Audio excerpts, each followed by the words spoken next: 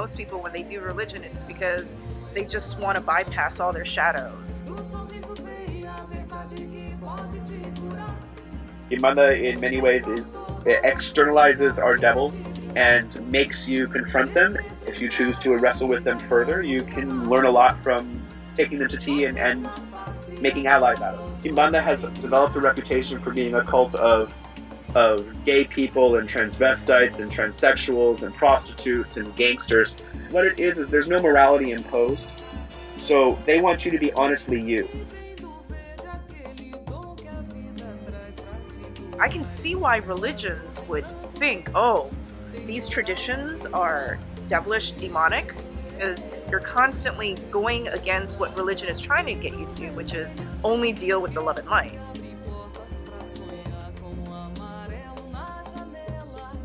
Do you work with the dead in Quimbanda? Yes. The dead form the basis of most African traditions. The sacrifice of our ancestors to make our lives, to make our bodies, but also the knowledge. When you're dealing with an oral tradition, imagine that what you hear is transmitted through the breath of an elder and then out your mouth to someone else. So our very knowledge itself is transmitted from the dead. Within Orisha tradition, it is said, Ikulo bi Orisha, the dead give birth to Orisha, which is a sign showing that Orisha are manifesting right now around the world as people. And some of those people choose to become priests, but that I am made to Obatala, that Obatala is living life for me right now. That is part of the mystery of it. And that when I die, part of me joins the great Obatala-ness that is the conglomeration of everybody who's ever been a child of Obatala. That is how we view things. So the dead are constantly feeding in to what Orisha are. People who have lived exemplary lives, that after their death, we realize there's something divine about them. We identify what Orisha they were. If we don't know, we'll identify what Orisha they're like, and they're becoming very similar to Orisha. I recently was at the Museum of Witchcraft and Magic in Cornwall for the conference in May, and Tim Landry was speaking. He's an anthropologist out in, I believe, Connecticut. And I really appreciated a lot of the things he was saying, and I look forward to his book when it comes out. But talking about the translation of Loa, of Orisha, of these deities as gods does them a disservice, because in the West we've very anthropomorphized our gods. There's this idea that they are men in the sky or ladies in the water, as opposed to the water itself that has consciousness, or the ground beneath your feet that has consciousness. So he proposed the word presence as a better translation for these spirits and deities, that rock has something with it. I don't think it's human. It's something else. It's watching me. That this particular area of the forest, this clearing, has a presence, and there's a spirit associated with it. It might manifest as a person for some. It might manifest as a deer for others. It might manifest as a bunch of centipedes in your dreams. But that presence is something there. We can say divine, but it could also be demonic, but let's use divine as a larger context for the other world, these presences that are out there in the natural world, in the seven kingdoms of Eshu, that we are interacting with and that give results and guidance. And that in time pacts can be made with and those pacts honored. It is said that there's more Eshus and Pomerzudas being made all the time. And this could be everything from a prominent new plant to a new street drug that has a presence and almost a consciousness of its own. And part of this is based in Congolese ideas about what sacredness is. That the Bible itself is an Nkisi because it's a conscious entity. It's an entity that has so much with it that people believe by putting something in the middle of its pages, it does something different. That swearing on it does something. A force of godness. It is not necessarily the God it says to be, in the sense of like, is that God the Father, God the Son, God the Holy Spirit in those pages? No, but it is a bridge to something, both by the words on its page and its physical object. And Quimbanda uses the natural força in the world and harnesses those things together to make shrines, to make charms, to effect spell work, and the labor of cooking offerings and things like that to seal pacts, to say, if I give you this thing, will you do this thing for me? And that's its basic level. On the possession level, then things are starting to come down and have more complex relationships, because now that rock in the forest that you didn't know what it was is coming and possessing someone and talking to you. And it's saying, I want these few things. Take it out to the rock in the forest tomorrow.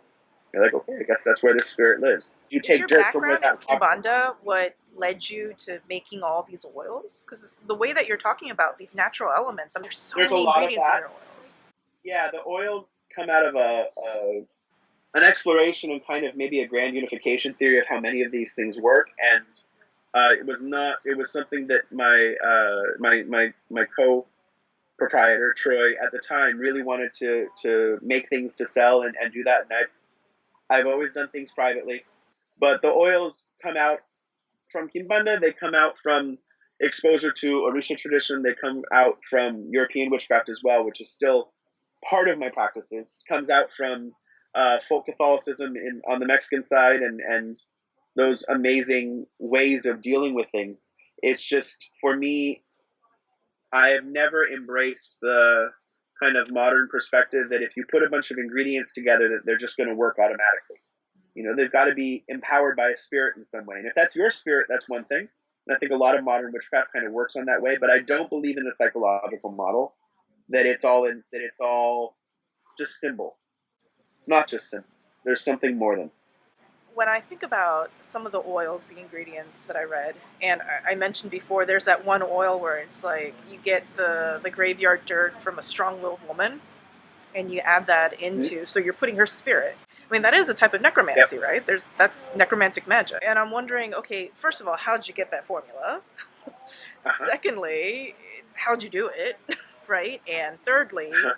what sort of results did you get from it that made you think, oh my God, I need to start making these oils in bulk? Even when we list ingredients, we never list all of them, because that's just, it's our own way of guaranteeing that our formulas are ours. We have a weird combination of traditional recipes that we fight for, that I have collected over the last 20 years. A lot of the same formulas are extremely traditional. There are, for instance, 3 different Cyprian and 3 different Justina oils, and a third one, seventh one, sorry, that combines the influence of them all. None of those recipes are original. They're all based in different traditions of those saints from around the world. I might modify them because of ingredient scarcity or find a substitute, but a lot of it is still going to be asking the spirit what it wants, and seeing that. Sometimes oil recipes are given directly by a spirit that one of us works with directly, and that type of thing eschews the kind of mentality of like it's just a bunch of herbs in an oil, and those herbs together make a medicinal benefit for you, because an ingredient might be a stolen sigh, an ingredient might be a broken promise, an ingredient might be graveyard dirt from a strong-willed woman, an ingredient might be the burnt 33rd page of 33 books. It could be all these things that by a materialist perspective don't quite make sense because we don't recognize what it is about them. But if I tell you that it's 77 steps forward and 1 step back is one of the key ingredients in an oil, you can sit there and wonder why it is, or you can put the ingredient in there and see what the oil does. Does the oil do what the spirit says? How do you put that ingredient in the oil? So you have your collection of ingredients, and it has a lid on it most likely, or you have a way to start it with cloth over it. You start by pulling the lid or the cloth off, count your 77 steps forward and 1 step back. Put the lid back on or put the cloth back on. So when you're putting in an ingredient like a broken promise, you're putting the cloth on the oil and then you're thinking about a broken promise when you take off the cloth? No, I would say that a physical token is better. So 77 steps forward, 1 step back. What could you do? You could also have a foot track from, a piece of the dirt under your shoe as you did that. You could have a piece of your shoelace or whatever it is that just did that thing of a broken promise. I'll leave your imagination for different ways a physical token of that is. A physical token is always better. A stolen thigh, you can always put cloth over the face. Now, these are just small things. You also have to have a recipe that says why this thing does. And oftentimes the recipes we can look at after it's received, after a spirit says get these 80 things together and do these instructions with it, and in 40 days you'll have an oil. Okay, we make the oil. We say, okay, everything the spirit has done before has worked out, so we might test it out with a few people, and then eventually we will sell it. Some oils we have taken out of against commission just because we don't like what they do. We don't, it's an interesting agenda, and you have to be responsible about certain things. Other things, scarcity of ingredient, can't get an ingredient anymore because it's no longer legal to get. So, it's you have to be careful about those things. Astrologically elected oils, once it's gone, I can't make it again, unless there's another election of the same strength. So it's there's a lot of variances into what those are. And they do combine a lot of different theories and different magical systems as well. Some oils are strictly from a certain vantage point, other ones are from another. Let's say that somebody listens to this interview and they're like, oh, cool, I'm going to make my own oil. And they're just collecting a bunch of like dark ingredients, like graveyard soil, and they're also a token from like a murder scene. And let's say they put all those ingredients together and they do it during some sort of like dark election. I mean, technically, that would be like an oil to curse somebody, right? Or is it just can't be anybody who makes these oils? I wouldn't necessarily recommend. Our oils are rarely designed. We don't think about the ingredients going in.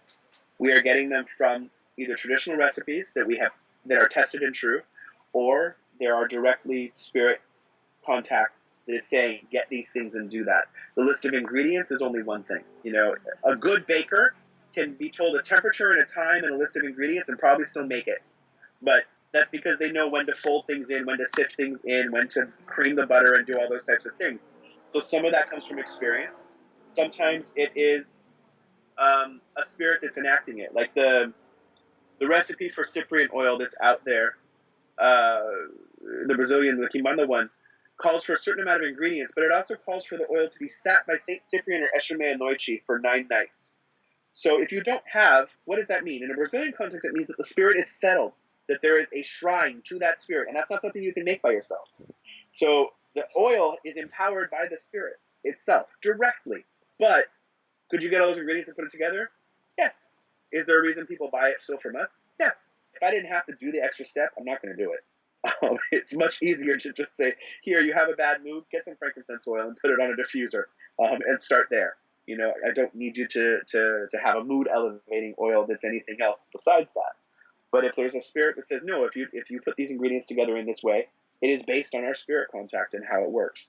So as such, these are our contracts, which I suppose is very in league with Quimbanda in that way that we are the contract brokers. These spirits have agreed to work and be in these oils. If they don't, or if the contract they decide and it wears out, then it's gone. Then we take the oil out of commission. I have to admit, I'm so fascinated by Quimbanda now. The idea of having all my shit exposed and having sort of the spirit be, we all have that one friend who just keeps it real, 100% all the time, and sometimes you're just like, oh my god, get out. But I'm also afraid because I don't know if that's healthy. That's healthy. I had a goddaughter put it very well once. That was like, imagine having a friend that sticks by you through everything, and when you decide to rob that bank, they're going to be the getaway driver, and they're going to go in there with you, and when you get thrown in jail, they're going to laugh their ass off at you that you got caught. It's during my own initiation, there was a spirit that came down, and I quote her all the time, and that she showed me the sentimentals that were in front of us, and said, never kneel to us, we are not gods. We're not gods. We would sooner eat you than this. But we are sometimes friends, and we are always assholes. So I like to think of them as the friends that you invite over, and your house is going to get trashed, and the neighbors are going to complain, and there's going to be a fight somewhere in the night. But you will learn a lot, and you will have had a good time by the time it's done. Now, there are a lot of people that come because there's a lot of alcohol and smoking. But that's also misunderstood, too, because getting drunk is not the point. When the spirit comes, the drunk goes away. The person immediately is sober. Or the person has one drink, and they're gone, and their possession starts. But also, it's also much like trying to control a mosh pit. The traditional structures of the temples place a container around it that is repeatable for result purposes and safe, in that an eshu might come down and start beating someone, but they're beating that one person because they're pissed off. They're not just going to pull out a shotgun and start shooting everybody. That's not how this works. Wait, do you mean like a literal beating up of somebody physically?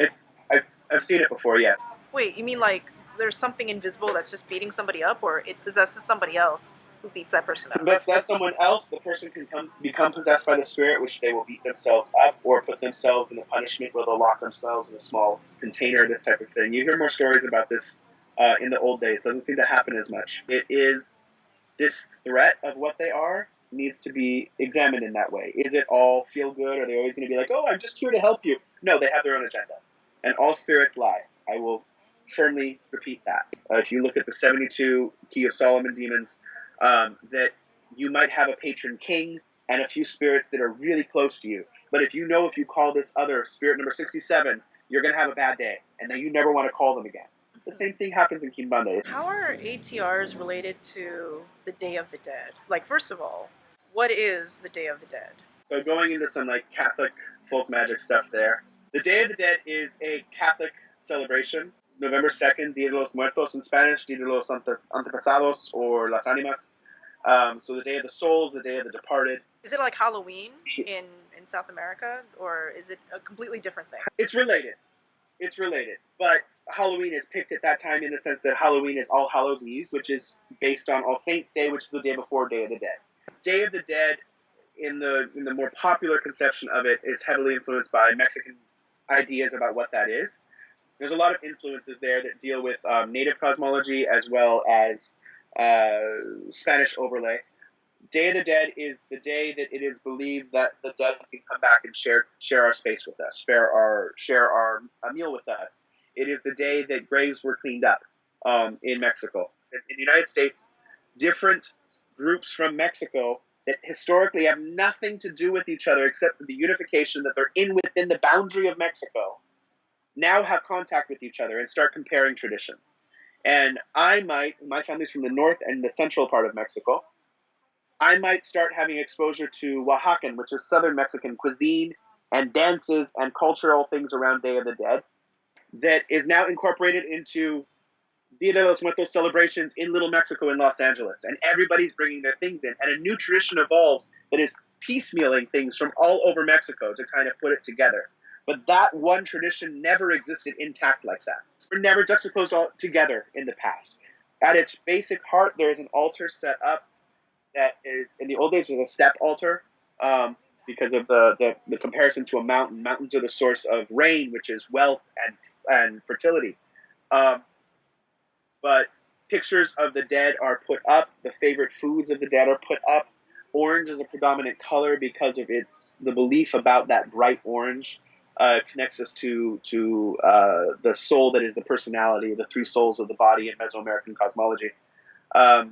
Also, the fact that Day of the Dead, at least in central Mexico, was celebrated originally when the monarch butterflies came through, which were believed to be the returning souls of warriors that had died in battle. And so it was a day of triumphant dead, of thanking those soldiers who had died. And this bright color orange that's on monarch butterflies, this was actually in August originally, sometimes into September. But the church could not banish that tradition.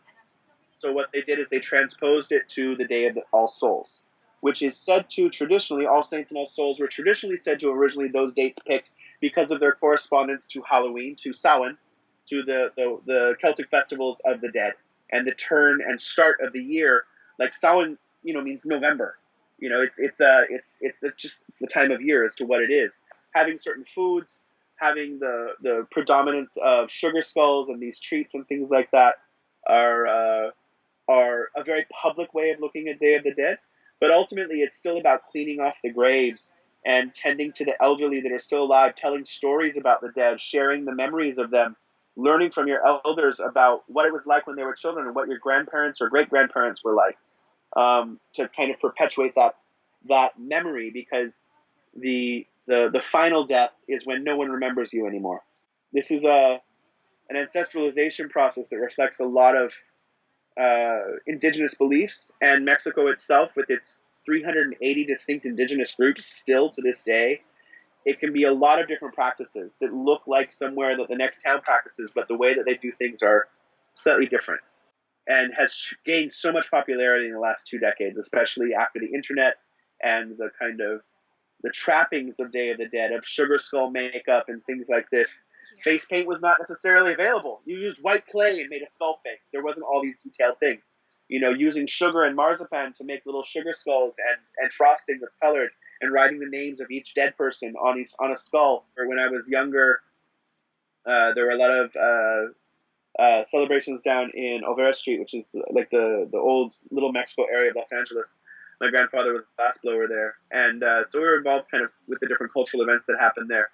And they used to talk about how everything on the day of the altar was destroyed afterwards, except saint statues and photographs of people.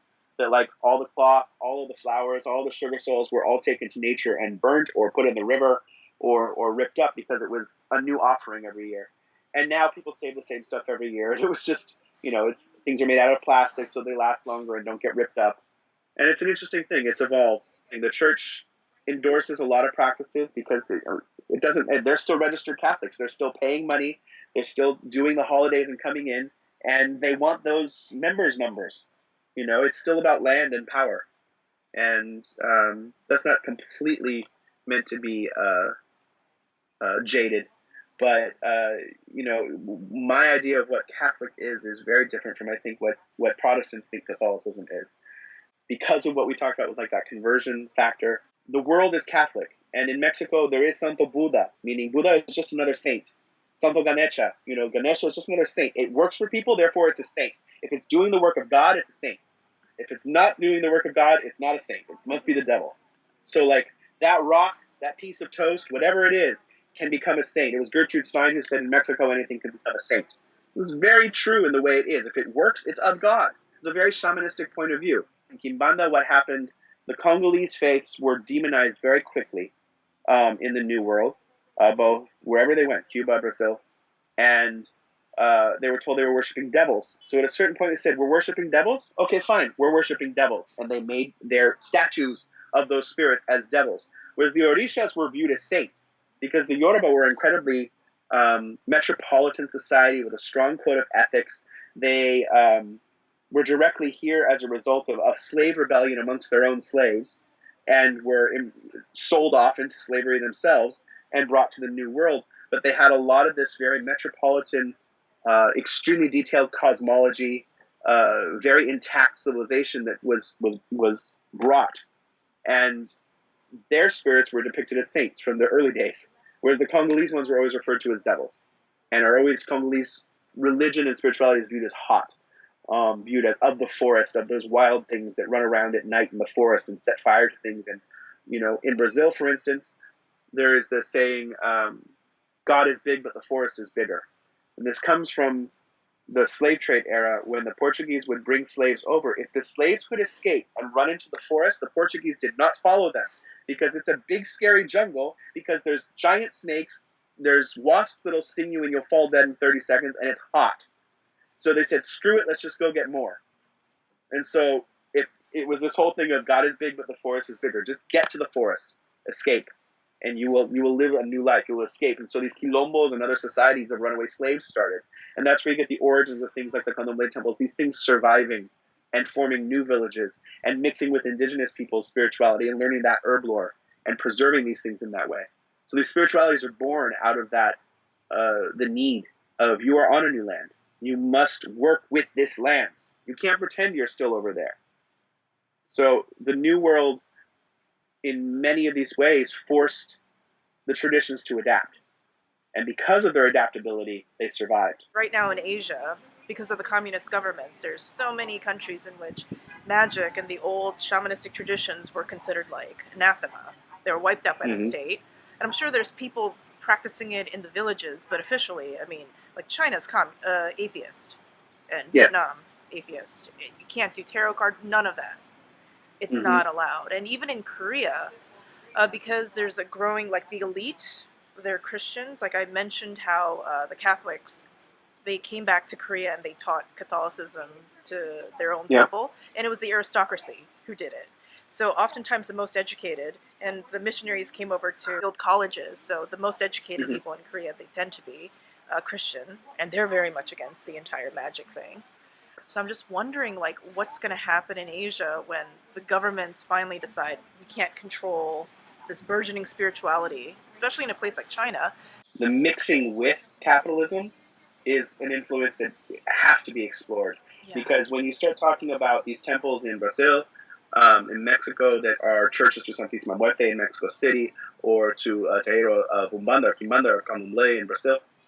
They are property entities that need to pay their rent. So they're going to, this influences popular ideas, because we talked about like the whitening of Brazil earlier. By the time you get to the 60s and 70s, the late 70s especially, you have the re-Africanization of Brazil, where they were now purposely going in and looking at all the things that were Europeanized for public consumption and trying to re-Africanize them. So now they did the thing where they made Maria Padilla an African spirit and gave her an African name. You're like, but that was actually a common European witch goddess archetype. You had to cater to what was trendy, or you would not get butts in the seats.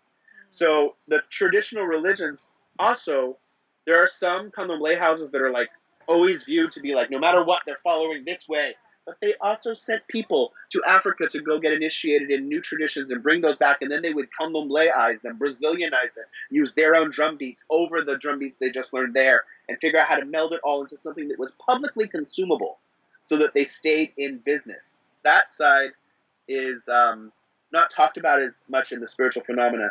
And if you think about, like, if the Chinese market, for instance, starts to understand the capitalist possibilities within spirituality, maybe you get more like Sephora witch kits. But at the same time, tarot cards make a shit ton of money, or people would not be continuing to print them and sell them. Right. You know, and it plays into the collectability factor and things like that. That side of it, that commoditization, is a factor in Latin American spirituality, hugely so. It is a factor in Afro-Latin American and in Latin American spirituality in general. You know, a few years back, there was a popular kind of permutation of Quimbanda that was using an Argentinian cult of a death spirit and kind of Quimbanda technology, and brought it into a black metal current that became very popular for a while. And it influenced houses of Quimbanda and Umbanda in Brazil. And they started incorporating similar types of sigil graphics into their websites and talking about things in a kind of darker way of vocabulary in their English translations of things, because it also drew people to the practice. I like looking at the Congolese inheritance of Quimbanda because that framework that's been there for so long is often ignored, but it's very obviously there. But there's still Yoruba overlay, and some temples might emphasize the Congo side, some might emphasize a Yoruba overlay, some might emphasize an Umbanda overlay and say that these spirits are slaves to the Orisha and this is how they're all working. Some might mix in other spirits from different spiritist traditions, and that's what they do. And each flavor of each temple provides something new. But at the same time, there's people who go around and say, well, how is that all the same thing? It's confusing at first. There is no such thing as purity in this sense. Because, again, just like every act of reading is a necromantic act, because we're breathing our life into it, every time you learn something from an elder, you are changing it somehow. And if you don't know how you're changing it, that's on you. Because you're going to change it in unconscious ways as well as conscious ways. You're going to think, man, like, no, I'm going to use this ingredient now because this is easier to get. Well, you've changed it. What are you telling? What are you transmitting past that? And we're always transmitting how we act, what our demeanor is as we teach. It's a living tradition in that way. And it will change. Quimbanda will look different in 20 years as it looks different than it was 20 years ago. That's why it's so important for me to, with my own godchildren and students, when I don't know something, I'm going to find out for you as best I can, and I will admit that I don't know it. Because that's important. This saving face thing that happens a lot in magical, like, no, I think it's this way and it's always going to be this way. Okay, what if tomorrow you're wrong? What's going to happen? You've just erased something. That is oral transmission. That is necromancy. That is reverence for the dead that came before us, upon whose shoulders we're standing. And this also touches on, it's a very sensitive topic of cultural appropriation. There was a Supreme Court justice who said, I know pornography when I see it. Like, I can tell the difference between art and pornography. And it's the same way. Like, you can't really give a dictionary definition of what cultural appropriation is. It's like you can feel it, you can sense it. So what are some pointers on how a person who is an outsider of these ATRs, how can they be respectful and not just appropriate? You'll get many answers from many different people, of course. Orisha is its own unique thing because Orisha, they view themselves as universal and accessible to everyone. They're kind of a meta paradigm of things. That doesn't mean that it is the same thing to have a statue in your house and say that it's Oshun. That is not how we think as Orisha priests. Oshun is in the diaspora, in freshwater rivers, and in the consecrated shrines of the priests. There are many different versions of that, but going to nature and appealing to these deities in that way, everybody has a right to do that. But the question for me always is, if there's an intact priesthood of a deity or a spirit that I want to work with, why wouldn't I want to go study with them? Why do I want, like, if, let's say you have a belief that you could cut open someone's head and fix the seizures that they're having. Now, you could try and do that on your own, or you could perhaps go to med school and have a residency and build off of what has been done before. That side of transmission, you know, even within med school, you go to med school and then you have to do a residency where you're hands-on experience with someone. I wouldn't trust a neurosurgeon that only learned from books and just got straight A's. You want them to have done a residency. And the memorization of facts and secret information and blah, blah, blah that happens, spirit lists and what they like and things like that, that's transmittable via book, sure. But the residency is the community and that transmission from someone. That side of it, I think, is no longer appropriation. It's actually cultural adaptation. You're learning to be a part of the culture. You're accepting that you need to adapt. It doesn't adapt to you. You adapt to it. I would say the easiest answer is to find someone that you trust that has a community around them that is respected. Now, you can't always believe what you hear about everybody. We can recognize when someone's just being trash talked. But see how that person responds to that trash talking is always interesting. If your heart is in the right place and you feel that you have a connection to certain spirits, put it to that spirit to help put you in the right path. But it means you have to keep your eyes open and see who might come. So Jesse, what are 3 songs that you feel represent your magic the best? There's a song by a group called Tufaning called Build a Great Cliff.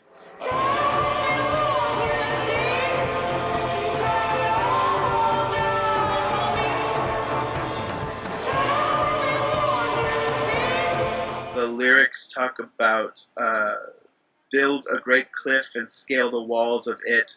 Tell me what you see, tear it all down for me. And it always reminds me of a certain set of spirits in Quimbanda, of what it is, of like, I want to see you achieve, and then I want to be able to see you tear it all down, because that's not what you are. What's the choice? Just because a spirit tells you to do it, do you have to? You know, what is the consequences of following advice or temptation, or what that is? I think the song that I come back to all the time, just because of childhood memory of singing it, of hearing my grandmother, my uncles, my grandfather singing it, is the Mexican folk song Llorona.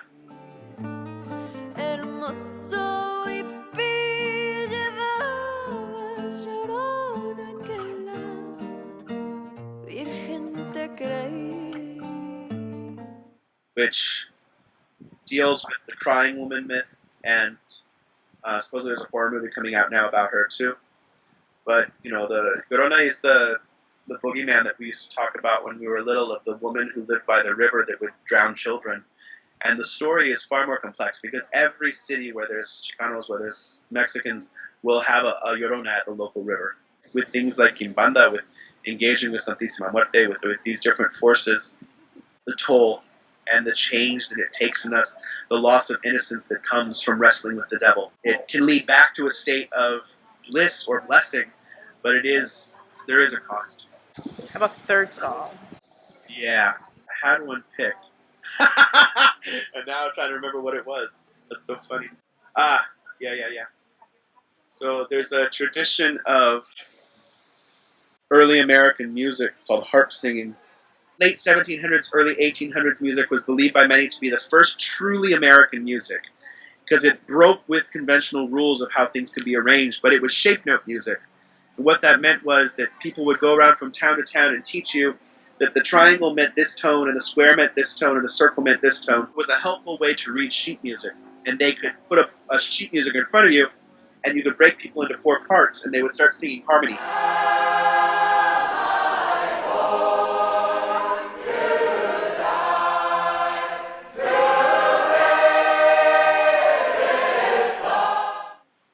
It starts off with, am I born to die, to lay this body down, and the whole thing is about mortality.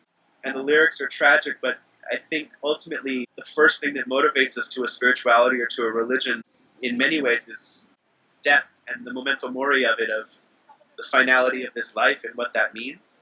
Santísima Muerte is a big part of my life, and that kind of consciousness of Mexican death that she is, and is all I am here to become a body in the earth. What am I going to do with the time I have? I'm also a Freemason, and this is a reminder of mortality. There is a huge concept.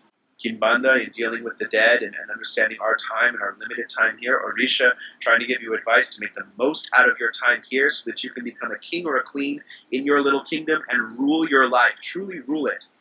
So guys, tell us what you think. I'm sure that for a lot of you, maybe most of you, Quimbanda, that's a completely new tradition that you've just heard about from this video. So Jesse, thank you so much for talking to me. This was such a cool talk. I mean, there's just a lot of things that I learned about Quimbanda, and also it's so nice to be able to riff with a magician who is bicultural and bilingual, and who kind of is coming from a tradition that isn't so much like, oh, you know, the spirits are pure, everything's pure, la la, white light, and it's more like, no, actually, things adapt. Spirits adapt. You adapt. The dead adapt. And everything's just growing and evolving, and things are dynamic like that. I kind of like that sort of tradition, and I find that a lot of people today, a lot of magicians, they try to go back to how it was before, when it was old and pure and clean, and or what they think was like pure and clean and not complicated. I think it's very built into the Western psyche, this idea of the fall of man or the fall from the Garden of Eden, and this nostalgia for something that might not actually be the case. A lot of these traditions, Quimbanda, Orisha, Santísima Muerte, the curanderismo, this looking at the world as it is. I'm not pretending that the world is heaven. If you're pretending you're starting from a place where it's all wonderful in that place, you're ignoring the things that actually can hurt you. We have to take those and find out that they don't have power over us fully anymore because we have incorporated them. We've transmuted them. And that is also something that's not a one-time thing. That's a decision every day. That's a wrestling of, you think you know who Pombagira is, she will find a way over and over again to show you who she is, with a new set of circumstances, with a new person in your life that gives you problems that you thought you mastered. Because that's what this life is. We're constantly being tested. And I would rather consciously engage it than unconsciously ignore it. I appreciate the tradition that puts such emphasis on that, on growth, rather than just going back into a little time slot in some sort of like, I don't know, like alternative universe where history was clean and the Greek statues were just white marble instead of how they really were, right? Brightly colored. The Parthenon was pink, yeah. Yeah, exactly. Sorriso vem a verdade que pode te curar. Respeito.